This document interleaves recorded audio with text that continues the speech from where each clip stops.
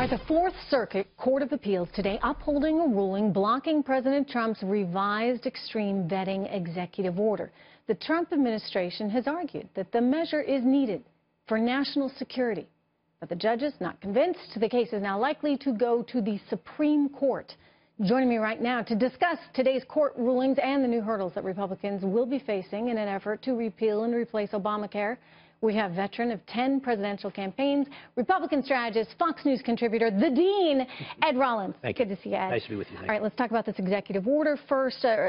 He's doing what he can. He's trying to keep us safe, which I think is the #1 priority of any president. Without question. I'm actually applaud the fact that it's going to go to the Supreme Court, because the Supreme Court is going to rule that he basically has the ability to go try and secure the borders and do what he has.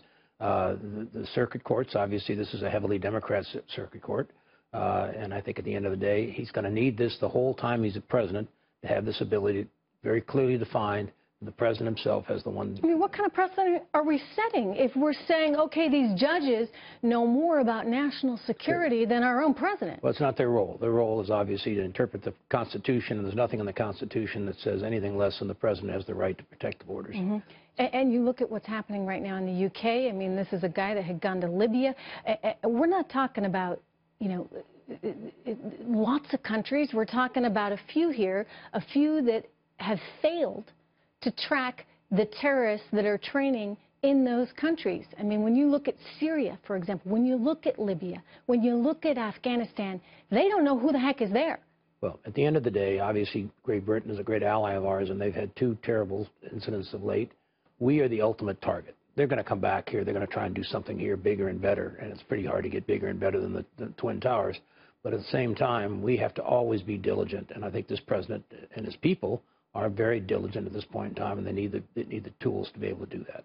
Let me turn to the CBO, because a lot of people are saying, look, for one thing, you can't take the CBO too seriously, because the CBO, let's face it, has a very poor track record. But there's concern that the Republicans are going to have a much harder time on repeal and replace because of this CBO report. What do you say to that? I think that's very true, and I'm sorry for that. I personally would like to basically do away with the filibusters. I think if you have a majority in the Senate, the majority should rule, not a minority, and right now the minority gets to rule. So to try and put it in through with 50 votes, 51 votes is probably very difficult. So my sense today is let's take this thing and see how far we can get. When you've got a margin of only 2 votes at any given time, you can lose big issues like this. This is a complicated issue.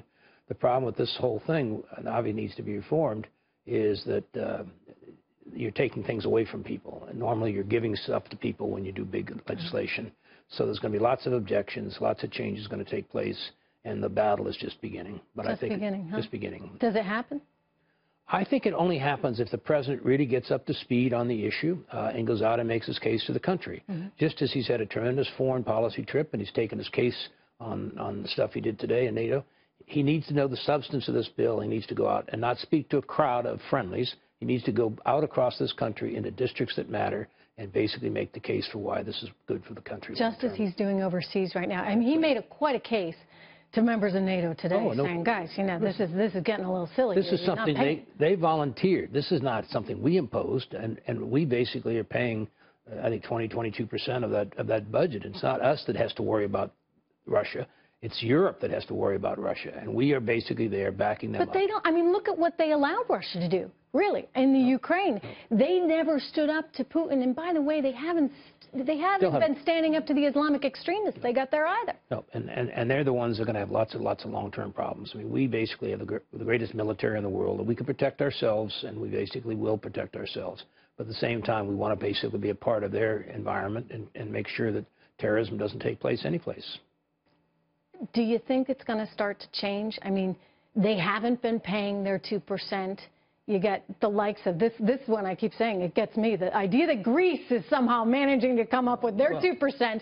Estonia is coming up with their 2%, but Germany can't. There's something wrong there. They've been called to task on it at this point in time, and if they basically don't follow his lead, and it may take a year or 2 to get them to a point where they're starting to spend the kind of resources they're supposed to, then I think this president will keep beating on them, and beating on them justifiably. Let me turn to the leaks that are happening and continue to happen. I mean, we just saw in the case of Manchester that people here were leaking to American media details about that case, so much so that the UK said, wait a second, we can't share intelligence anymore, really putting all of our intelligence gathering into jeopardy. How does he start to change this? Because this is a very bad pattern. I think he needs to bring in the leaders of the various intelligent entities, the FBI and the other intelligent entities, and really lay the law down and basically say, I want you to, the FBI director, whoever that may be, or whoever she may be, the CIA, all the rest of them, and say, this is ridiculous. We're destroying our ability to communicate internally, and the media now is having a field day on us, and we're basically undercutting our friends around the world. And this is going to be a long-term fight, and we have to stop it. There's no need to know the American public of what happened behind the scenes in Manchester. They may have a curiosity, but there's no need to know. And someone basically leaked that, and that's very, very deadly information.